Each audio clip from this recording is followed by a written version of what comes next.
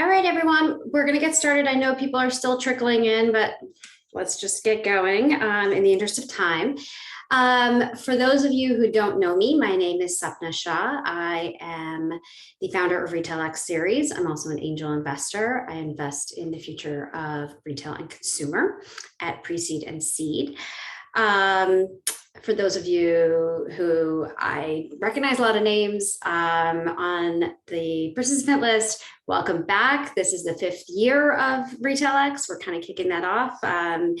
And we'll be doing once a month virtual through the fall. And then I'm really hoping we go back to in-person in 2022 once I can find a space. So if anybody has free event space that they know about, let me know. This session is being recorded. So if you have to leave early or you want to look at something again, it'll be posted on the YouTube channel by about Monday. We are going to run this as a fireside chat. So I have questions for our guest for about half the time, and then we'll open it up to audience Q&A. If you have a question, you can put it in the chat. We will get to them, as many as we can, by the end of the event. And with that, let me introduce Joy, Joy Fan from Retail. I'm so excited by this because she has such an unbelievable background in kind of physical retail and stores in lots of different capacities. Joy, I will let you tell everybody a little bit more about yourself.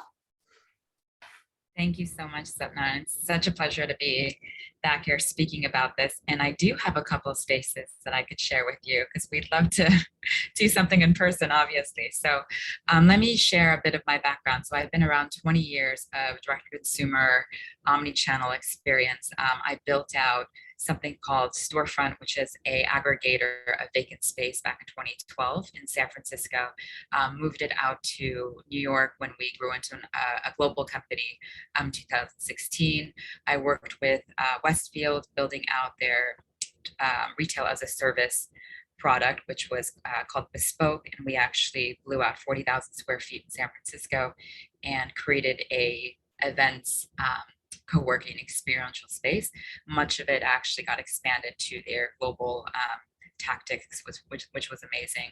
And then also built out retail as a service for other companies like Macerich, which was Brandbox, built by Beta for Beta, and a couple of others. So I have also worked on direct-to-consumer retail strategy for brands like Rhone, Buffy, Dagny Dover, and then have actually worked with Tim Armstrong in building out his ecosystem for direct-to-consumer brands using QR. So have a wide range and a lot to share. I'm right now currently building something called Retail, R-E-T-E-L-L. It's actually giving brands a lower price, lower risk option to go into physical retail by actually utilizing shared space from wall space, floor space, shelf space. So what we do is we identify the space that is best based on a match with the brand. So if you are a F&B product and want to go into cafe, you can do so. If you are a CPG product and you want to maybe do a shop share, either it being in a fitness or wellness studio and utilizing their wall or floor space. If you are an artist and you want to get into wall space, you can do so without having the high margins of a gallery. So we have been piloting for the past few months, and it's been incredible that we'll have a lot of different products. So, I'll share different ranges in terms of getting into physical retail. Very excited, but mostly also omni-channel in general and what you should be looking out for in terms of percentage. If you are going to be trying out specific omni-channel, which ones to start and which specific retail to jump into. Amazing. Okay, so that's like the perfect segue. So let's just start there. So I think it used to be kind of in the olden days that, direct consumer brands, digitally native brands, stayed online as long as possible and really didn't go into any sort of physical location, maybe a pop-up here or there, but really for quite a long time and focused kind of on that customer acquisition online first. What are you seeing now? How early are DTC brands, that you've worked with and that you see really starting to think about kind of a physical channel?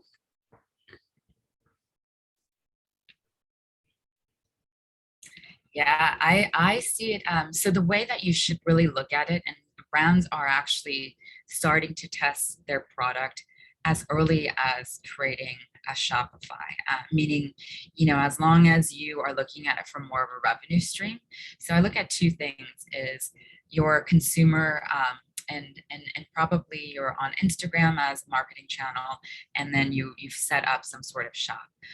Usually it's around, if you're just starting off, it's about 10 to 20% of your revenue to be able to then bump into some sort of alternative channel.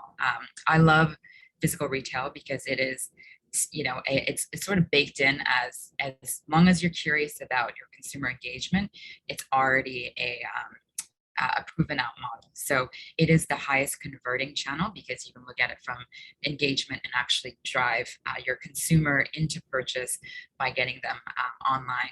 So it's a great sort of start. But I look at it as 10 to 20% of your revenue, or if you have about, a pretty big following and people are starting to request. So long as you're aggregating where your consumers are, you can start to look at where you can do your first either pop-up or some sort of retail partnership engagement. So what if you don't know enough, or your consumers are really scattered, and you don't have maybe a strong presence in New York or in another city? Would you recommend that brands then wait, until they have more data before kind of dipping their toe in the water? Yeah, absolutely. I think being able to, there's two sides. One is if you want to convert to sales, definitely wait until you have an aggregated demand and enough revenue to really trial. Because I look at it as, if your key opportunities based on sales, it will be understanding where your demand is coming from. If it is being able to get customer feedback, try as early as, having that one product and guessing whether or not it's one color versus another that you want to actually create. So it's more like this, test and trial. But I think for most brands, going to physical retail is now, you have so many options in terms of the retail as a service model. So you can do it for as low as 5K or 2K in terms of overall brand and cost, and that includes staffing, you name it. And I can kind of jump into some of my favorite retail as a service models. But if it's really, again, based on your end outcome. So if you want to drive sales, definitely learn and test based on where your consumer is coming from, and really do a really clear strategy around who your customer and demographic is. If it is about testing and getting feedback in general, you can do it as early as being able to do a split of 1 month, this is my revenue. If I actually push about 10-20%, into some sort of retail strategy, I would definitely do it that way. And so it sounds like what you're saying is that, sales is one thing, and that is one reason to launch something kind of that's more physical. What are kind of, and then you mentioned sort of testing. One of the things that I have seen, and maybe you have as well, is, a lot of brands talk about community or trying to engage with their customers. And maybe it isn't about sales. And is that kind of a valid path forward? Because those things are harder to measure than sales, right? Do you see a lot of that, or is it really, or most brands really focus on the sales piece when they kind of do this sort of something in the physical world? Yes, I'm a big fan of, retention and loyalty and getting to know your consumer. It is probably the biggest, network effect that you can have, and the biggest effect on your sales channel. So I would absolutely do it based on either key activations or partnerships within a shop share, or doing some sort of, activation via some of these platforms like show fields and neighborhood goods or newsstand. But with that, you get to meet your consumer, and the more you know about them and the more you utilize it as a community driver, the more you get to build out product for them. So, I think it's always a great idea. Create a community, get to know them, provide product, some sort of questions, feedback for them as well. And yeah, I think it's a huge win for any brand who has the curiosity to actually create community driven events. So that kind of leads me to the next question, which is there a progression as a brand that you should be thinking about? And I know you and I have separately talked about this with brands that you've worked with, like, maybe you start small and then you do this next thing, and like maybe then you do wholesale, and then maybe, kind of, is there a playbook that you would recommend in terms of how to dip your toe into the water and then maybe build on that success? Yeah, I would definitely look at your team size and the resources and budget you have. So if let's say you're very strong in terms of brand, going offline would be a lot easier. Having also a lot of consumers, um, via your marketing channels, it will be also a lot easier.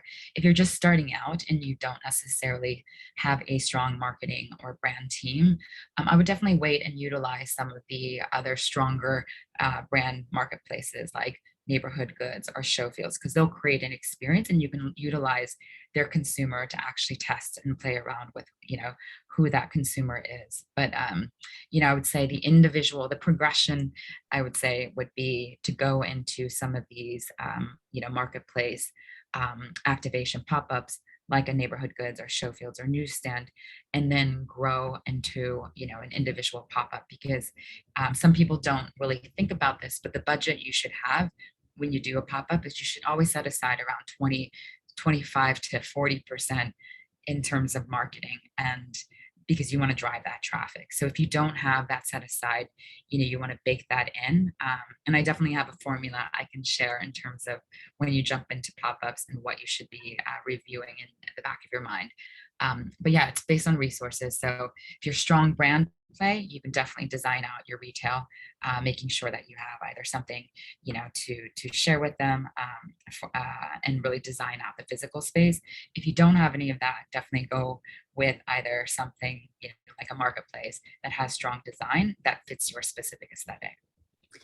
Yeah, that's really good advice. I think that 100% leads me right to the sort of the next question I have, which is, when do you open your own store? Like not permanent, but you know what I mean? Like a store where you have a lease and you're going to run it and you're going to staff it, and you got to figure out where it is, and it's going to cost you probably a little bit of money. Like, where in the evolution are you seeing brands kind of get to that point of opening in their own store?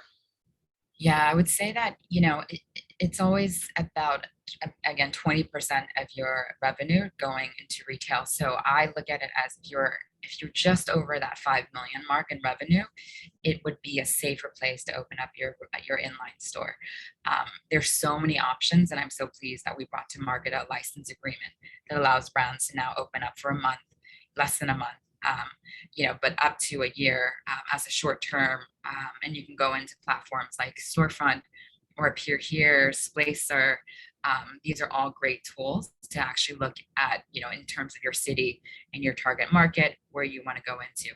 And they really support with negotiating in terms of on your behalf.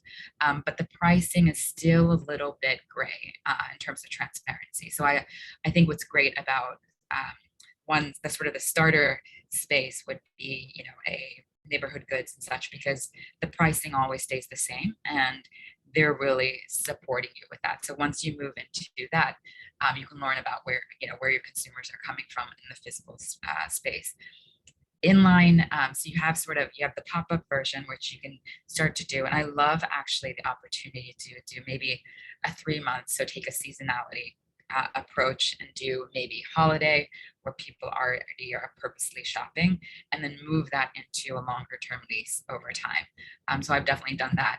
Roan, for example, did that for almost every piece of their retail strategy. So we did micro retail openings, and then we expanded into a pop-up shop that was going to be 2 months. And now, if you guys haven't been over there, it's in Midtown, but it still remains after even COVID. So it still exists, and it's their highest performing channel. And then they now have their flat iron.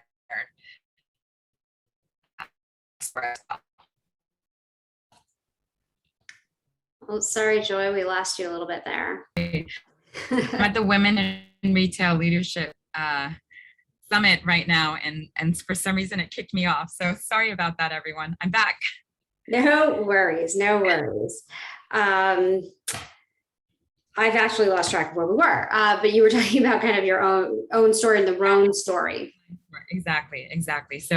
So being able to again go at, look at it tracking in terms of around 5 million, then I would definitely look at it as the comfort of jumping into physical retail in your own online space. But predate that, before between 1 and 5 million, you can certainly do a pop-up shop. And I'll kind of give you everyone's just an average. So the average pop-up should be around 150K in terms of, rent, everything baked in terms of staffing. And then the starting point for a full inline is around a quarter million, so 250. So that should be your proxy in terms of opening up a store. There's tons of great retail services now, such as Leap and a few others that are great in terms of supporting, the opening of the store, from location scouting and beyond. So I definitely utilize that, because it definitely cuts in terms of if you don't have a real estate or retail team fully baked in, or you don't necessarily know what to look for retail staffing. These are great tools. Yeah, that's actually really helpful to think about the cost of pop-ups, because I think I do see a lot of brands who want to do a pop-up for like a month, and try to make it as bare bones as possible. Obviously, people, brands are really scrappy in the early days, and either don't think about the cost of staffing, or they're going to have the founders and the core team staff, which is like a whole extra job. And they don't also think about the fact that it's a lot of work to sort of stand it up, right? And then take it all down, for just a couple of weeks. What do you recommend is sort of the right amount of time to test out a pop-up for? Right. Yeah, I definitely think that more than 6 weeks should be, in terms of sales. Just the life cycle of being there and actually having someone come back.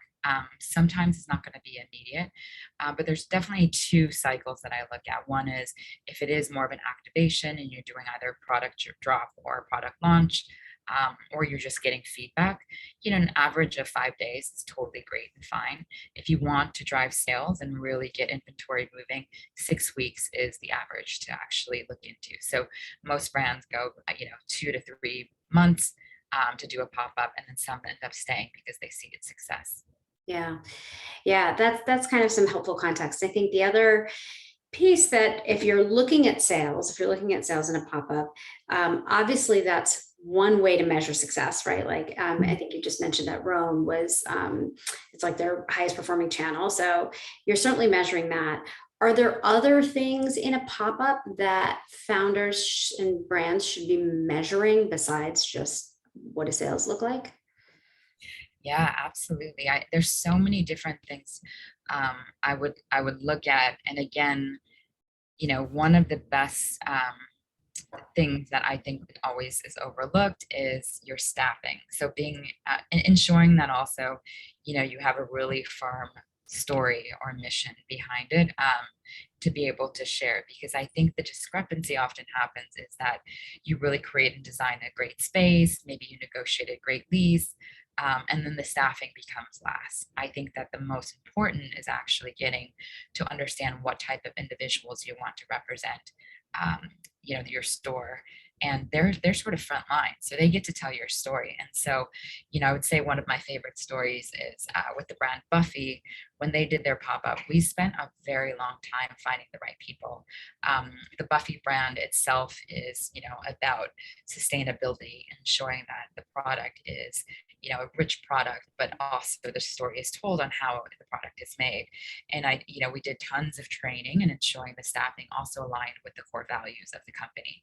So I think that that's a real big piece that most brands tend to overlook, whether it's going from a pop-up or activation, through to opening an inline store. So that's one piece I would definitely spend more time on, and ensure that you have a bit of, either some core values written down, and really share it with the staff, because that's going to be, your sort of converter or your driver of sales. So definitely spending time and incentivizing the individuals.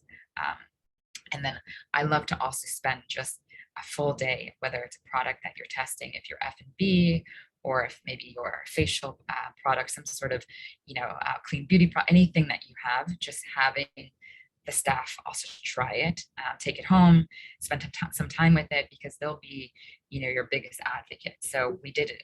I just loved the Buffy example too, because they ended up sharing, a Buffy comforter to every single salesperson, and it was, an overnight success. And then they basically created this network effect of the staff themselves really excited about the product. Yeah, that's really interesting, because one of the things you hear a lot about in wholesale is, so if you're selling into like a big department store like a Nordstrom or something, you really need to incentivize those salespeople, usually with like sales contests and things like that, or giving them free product. And it's interesting that you say that even for your own sort of pop-ups is still thinking about incentivizing, finding the right staff and then incentivizing them the right way. Oh yeah, absolutely. I think in general, it's the experience with, that lends your story across, is being able to train your staff and tell them, again, why you made the product. But yeah, that's the biggest piece of it that I see that gets overlooked. Yeah, that's a good call out. So besides kind of overlooking staff, what are some other mistakes that founders might make in the early stages when they're doing kind of a pop-up or even a partnership with like a neighborhood goods and show fields like you mentioned, or some other brand activation? What are the biggest mistakes you see?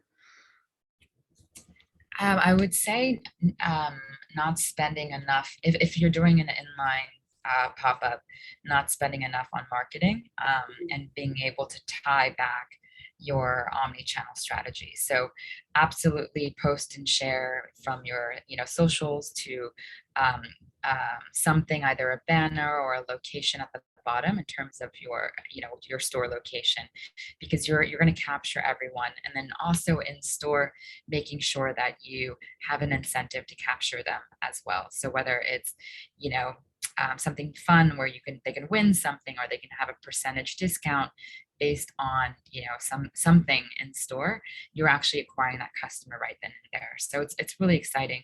Or maybe it's a giveaway that you share over the length of your pop-up. So look at it as an opportunity to capture them. And if they don't convert then and there, they absolutely will within the 6-week to 3-month period. Yeah, this marketing thing is actually really interesting, because I think many times early pop-ups at early stage companies, I think people sometimes think like, if I just build the pop-up, people will just show up. But I think what you're really saying is you have to drive traffic to the pop-up, and that starts with your customers. And yes, sure, maybe there's some walk-by traffic or whatever, but the marketing piece is one I think that does get forgotten a little bit, that you have to support it in the same way as you would support an online initiative that you were doing. Exactly. And always ask, whether, again, if it's a different platforms, if you can do an activation in store, and definitely take on that opportunity, because you're meeting your consumers there. And the more that you activate and build, again, a community driven event, the more you're able to acquire that customer. And most of these platforms, they're very, that based on it, they're very pro doing events, because obviously it drives more traffic to their store anyway. So utilize it, and I think that that's a great way to start, especially if you're doing either a shop share or marketplace pop up within one of these platforms.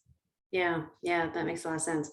Okay, I have like another question or two, but audience members, you should start putting your questions in the chat right now, and we'll get to them shortly. Okay, so as putting myself in a founder's shoes, I'm a founder of a DTC brand, maybe I'm at a $1 million run rate. As I'm thinking about pop-ups, neighborhood, something like a neighborhood goods. Maybe I'm thinking about wholesale. Maybe I'm thinking about trunk shows. Maybe I'm thinking, okay, we're going to get pretty close this year to thinking about having our own store. What is kind of the most critical piece of advice you would give to a founder like me who is kind of starting out and maybe doesn't know all of these, maybe wants to try multiple things at once, like maybe neighborhood goods and another pop-up, kind of what would be your advice on kind of where to start and like how to think about this? Sure. Yes. I mean, I think one of the things is that as a direct consumer brand, it's very easy to track, your engagement online. Definitely, there's so much, out there as resources to track your engagement offline too. So whether it is doing shop share or pop up, understand how much traffic will be in store and what the engagement metric would be. So that's a really key piece. And so much is out there, whether it's Retail Next cameras, or there's something called Door, is a very, very lower priced option that you can just install. Just look at what the traffic is, and then obviously the engagement of your product, and then capture someone, that individual based on incentive or some sort of community event activation. That's definitely something crucial and key. And then I would say for brands, just really, really dig in deep of what your one-liner is, because no matter if you do it on your marketing channels, also really practice and share it again and again with your friends. I've seen these things that work online may not work offline. So definitely practice it based on sharing with friends what your actual offering is. And then be really, really clear on what your goals are for the pop-up. As I mentioned, if it's sales conversion, you definitely have a different length and duration of the pop-up that you want to do, or physical retail. If it is more of a launch strategy or a product drop, it's a completely different strategy. So go in it knowing what your key objective is, because it will be just like your campaign launch. It will be a little bit different in terms of how the language is carried in turn. Yeah, I think that's key. Yeah, and it's interesting that that you say that, because I think one of the things that I have seen with certain founders is that the goals aren't necessarily clear, and their strategy is to say, okay, we're going to open up a pop-up in New York, LA, Chicago, and Dallas, and Miami, and we're going to do 5 at the same time. How do you feel about that? I would absolutely look at it as, again, what percentage of your resources that you have to be able to do this successfully. Yeah. Stick with one, focus on it. And one point also is that I think sometimes founders or teams say, look, we'll just utilize our team. Definitely invest in great staff, because if you are an introvert like myself at times, you definitely, or maybe you have lots to do, being on a computer is going to be the quick way to say I'm not interested in speaking to a consumer. But definitely hire staff. Yeah, I feel like I should have talked to you a while ago, because I feel like I've talked to a lot of founders who have made these mistakes, and I could have just told them, like, hire staff. But yeah, thank you. Okay, so we're gonna head over to the questions. If you have a question, please put it in the chat, and we're gonna start with Kate's question. Kate asks, what do you think about ticketed or invitation events versus open to the public, say for like the opening night of a pop-up, and they're planning to do a holiday pop-up this December? Yeah, I've seen ticketed events done really well. Let's say if there's content involved and you want to keep the group engaged based on that content, and maybe you want to keep it to a minimum right now, because space sometimes is limited, or you're more cautious about doing an event with again COVID capacity. Ticketed events do work, but it's going to be based on, again, your key objective. If you want to have a very intimate event, ticketed with key content and knowing what the takeaway is. But note that anything, again, that you have to purchase, the value has to be much larger. Yeah. Oh, Joy, I'm so sorry, but I think we're losing you again. Sorry, everyone. Having a lot of tech problems today. Let's see if she comes back in just a sec.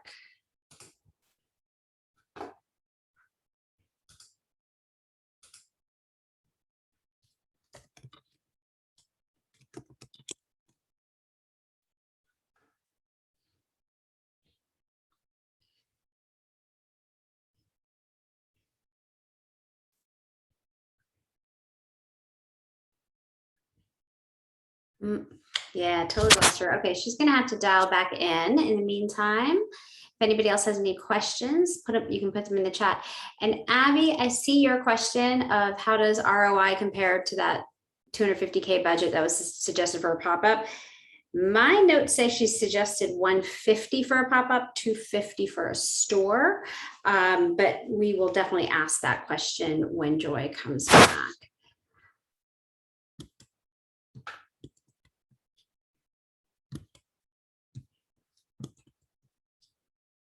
And apologies again for the issues with connectivity today.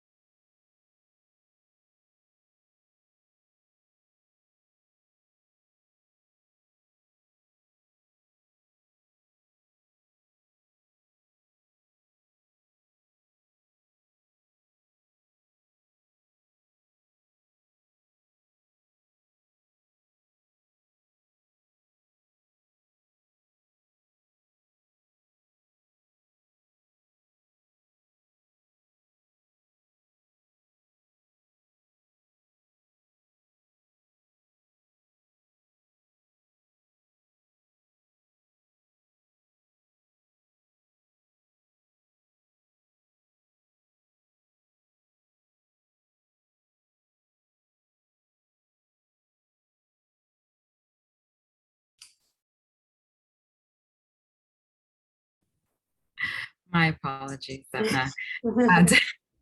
Definitely ensure you have quality Wi-Fi at your and my apologies, everyone. Thanks so much for staying on. But I assure you, I'll share more notes and information and links, definitely, so you guys get a lot more information from Sapna as well. But yes, what was the Yes. So I think we talked about the ticketed and invitation only event. So I think unless you had anything to add there. Nope. Okay, so the next question is from Abby, and her question was, how does ROI compare to that 250K budget that was suggested for a pop-up? And I wrote down 150K for a pop-up. Yes. Okay, yes. And 250 for a store. Okay, but yeah, so how do you? 150K should be inclusive of, and the breakdown in terms of your pop-up should be, right now, there's so much option in terms of lease agility. So definitely always ask. Some landlords are doing rev share, or even either mall developers are doing rev share models. So you get a little bit more leeway, and it's about 15% should be your rent, 15 to 20% should be your rent, in terms of the overall budget. 40% goes to operations and staffing. And then you have about 25% of it to design, and the last 20% should be to your marketing. So give or take, it shifts based on, again, key objective. If you are designing more of an experience, definitely, move it more towards design. But I think operations and staffing is absolutely key. So 30-40% should be dedicated to that. And that means your retail staff. That means being able to ensure that, everything's set up from POS to, if you want digital screens to capture, that individual. But yes, 150 and then 250 should be the minimum in terms of an inline store. And then when you think about the kind of ROI on that, I know from like my experience a long time ago working at like bigger companies like Gap and Taylor, we always looked at like four-wall profit as kind of the key store metric. Obviously you're looking at sales here, but if you're spending 150K for a 3-month pop-up, what kind of sales and what kind of ROI should you be looking for? Yes.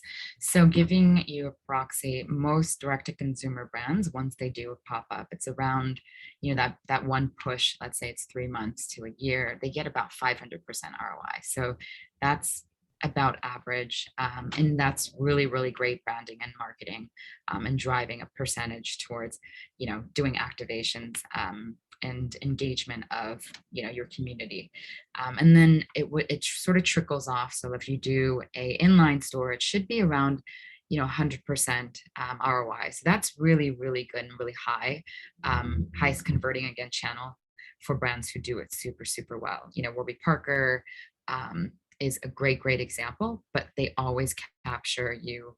If you guys have been into a Warby Parker, that you've given them essentially all of your information from your mobile to your email, but they do it in a very slight way. And so definitely focus on what you're giving back, and ensuring that it is in exchange, as opposed to always sort of saying, hey, if someone just so happens to actually purchase something, that the ask is actually creating value.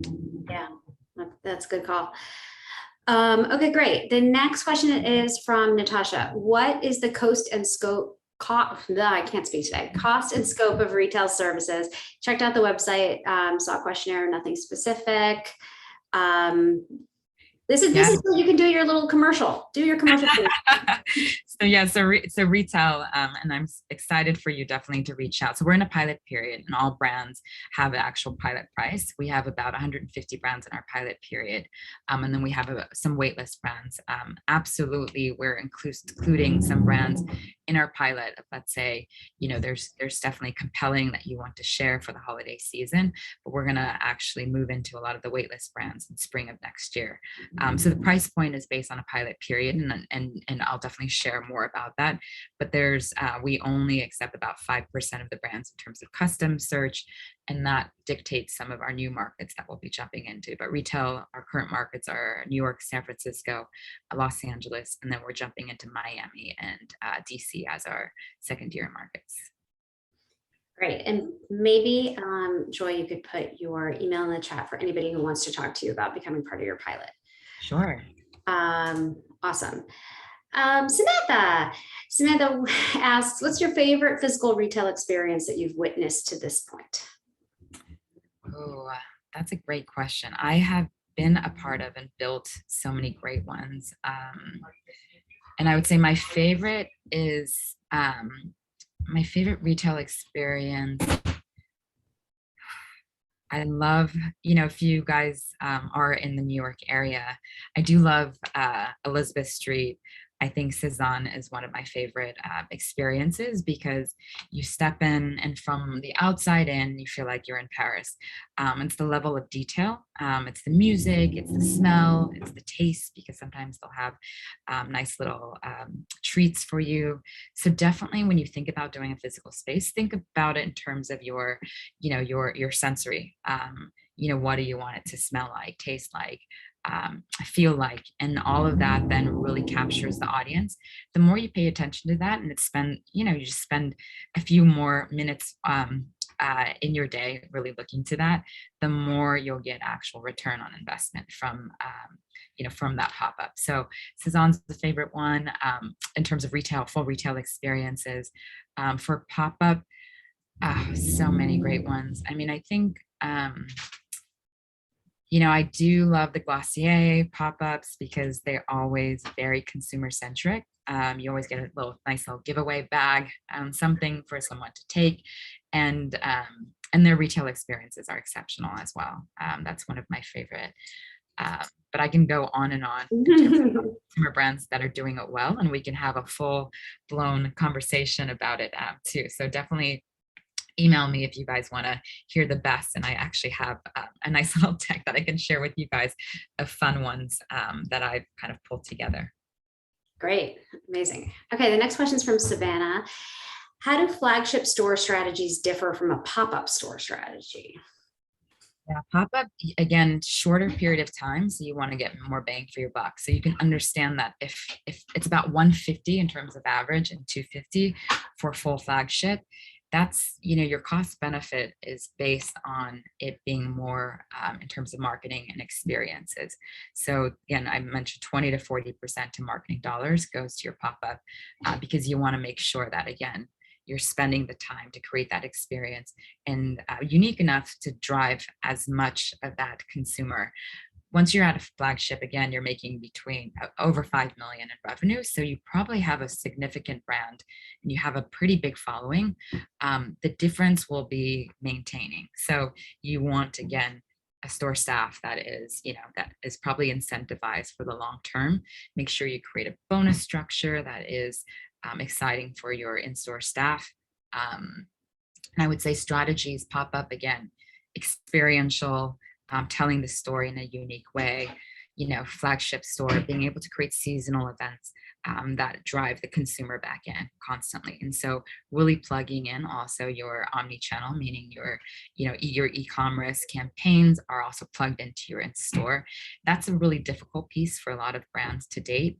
Sometimes legacy brands who are retail first, trying to dig in and actually do something fun, make sure that they all tie together. So I would do, if anything, do less events that actually tie it all in rather than too many where it's a little bit sloppy and people aren't really sure what they're coming in for. But make sure that if you do one event, that it's something where end to end, that they're coming into the store for discovery. At some point, in the beginning of your store, they're actually engaging with you. So again, having a very powerful individual really tell its story, because the moment they come in, you want to engage them. And then that third part of the 3/4 of your store should be where you look at retention. So being able to actually tell that story, have some sort of seating, have something that's a little bit more inviting for them to get all the way to the back of the store. And then again, I look at it as like very far back is where you actually drive loyalty. So if you are having either mobile POS, ensuring that your touch points are still the same, where you're looking at discovery, maybe it's like amazing windows or someone kind of doing something in the front, doing free giveaway samples, you name it, and then you're kind of driving them all the way to the back. That was really helpful. Thank you. Okay. Follow up from Abby. When you say 100% ROI, they expect 150K in sales over 3 months. Yeah, even more than that sometimes. So absolutely. If you are, and again, this is, I don't want to disregard it being price point specific. Let me just say that it'll probably be an average of $75, dollars to 150 in terms of cart size, and then maybe diversification of your product as well. So I definitely don't hold me to it if, let's say, you have a larger price point and your cost of acquisition is much higher because of it. But yes, in general, you should be looking at that as a mark for your sales and driving that 100% ROI in a 3-month period. Great. Okay, the next question, back to ROI. What can we expect in terms of ROI for pop-up stores now, especially since foot traffic is not back to normal? So is that 100% different? Yes. So I'm always look at your pop-up store as an engagement point. So capturing your audience and your consumers is so key, because you can track them based on, again, knowing that they are either sharing their email or mobile, and then actually capturing them, within the 6 week to 10-week time frame. But I would say that since traffic isn't back fully, making it very, very, again, intimate, and knowing that you're not necessarily just looking for traffic to flow in, but rather that every touch point is just as important. So if you're at 30 to, let's say, 50% capacity, ensuring that the conversation is there, because you'll actually attract more people. And I think clienteling has been a bit lost in retail in general, I think the past 2 years, it's severely been lost because of COVID, but definitely ramp that back up, especially even pop-ups, ensuring that they know what else is happening, that you are letting them sign up for future events, that you're letting them know where you'll have future store locations. Your consumer will always tell you what they want. And the more you open up that channel of conversation and feedback, the more they'll give it to you. So definitely don't be shy to that. Of course, we have sort of the mixed breed of now, I think a lot of us have become more introverts, going into the outside world and wanting to kind of just keep your mask on and such, which is still fine and great.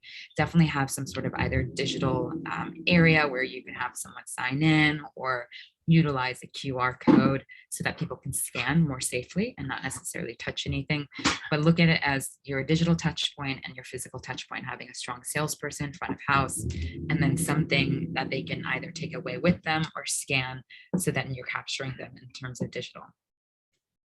Great. How frequent would you recommend activations should be for a 3-month pop-up? Sure. So again, based on resources, less is more. So if you do, let's say, one splash launch event, awesome. You're, maybe something at the end too. If you're testing micro activations, definitely do them, but do them well. Your consumer, they always know. So I say that the number one thing, if you want to go into physical retail, ensuring that everybody who's there, it knows that they're stepping into sort of your lifestyle ecosystem, meaning that if you're running around and things are crashing, or you don't have Wi-Fi for that matter, just create at ease moments, because I think the most important thing is people forget that, again, the sensitivity to your that space is so important. And I find that sometimes people end up doing deliveries, unboxing things inside of a store, and when you do that, you're sort of signifying that piece of it is more important. So understanding when are the key hours, but activating and ensuring that you activate based on the frequency of resources that you have. So if you do have additional people, events, right now I've actually seen some really, really great either more invite only events, in the evening, so that you have less pressure trying to set up. But definitely do that and invite either groups of individuals who might be interested. And then another thing I've seen that I absolutely love, that one of the brands, Lunya, that I love, is that they do these appointments, and they'll actually do personal shopping appointments, so they can utilize the time, beginning of store hours when things are pre-opening, and then also as they close up. And so that's a really great way to also drive clienteling and success without having to have full occupancy of your space. Yeah, that's really interesting. I've seen a lot more of those as well, and I think sometimes you do as a customer feel very special, kind of getting that access when other people don't. So, okay, the next question is, oh, this is a good one. Would you recommend doing pop-ups outside of large metro areas to target and capture like a niche audience? And if so, in what cases do you think it would work? Yeah, I think the brand that does this really well is Faraday. So they opened about 15 stores during COVID, and they knew that retail was a big strategy they would jump into. And so what they did was actually resort communities, in terms of, you're really entering into the store, and you're kind of buying in the moment based on resorts. So I would look at it based on where your demand is coming from, and then being able to, again, test it, share, float it out maybe a month in advance, and then being able to, again, capture that market. It really is dependent on your core consumer. If some people do much better in terms of specific products, based on tons of traffic and a mix between tourism and locals. Some people do much better in either resort areas, and some people do better in suburbs. So you have that information based on your digital sales. If you don't, and you're using this as a strategy to learn about your consumer, definitely try both. But what you're looking at is the amount of traffic. Obviously, New York City is a great test, but then you also have the consumer that is, flooded with opportunity, either events or shopping experiences. So understand, how unique you want to be. I think that in the metropolitan areas, it is, it's nice that you're capturing a different audience, higher dwell times. They're not, kind of speeding through. So if it is in the cities, make sure the incentive is high and you're driving something more of an experience or activation. Great.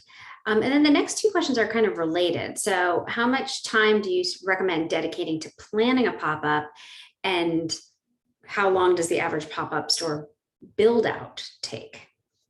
Sure. So with some of these great platforms, you can do it within a 90-day period. And that's just being able to ensure that you have the right marketing materials and language around it, and setting up, again, your omni-channel to track, from your in-person to back online.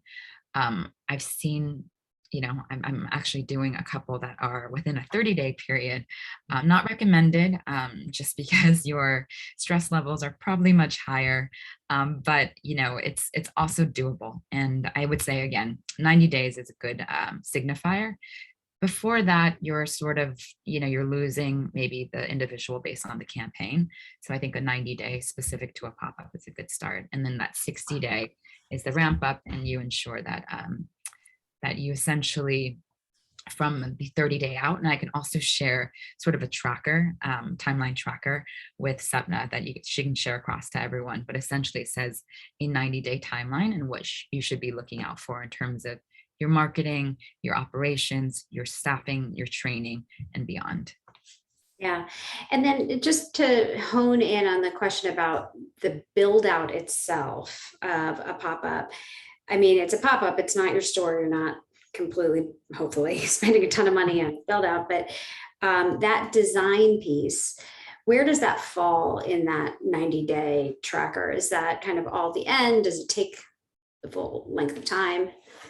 Yeah, so make sure that if you do an inline pop-up, that you have the lease included in the lease, or with the landlord, that is a white box.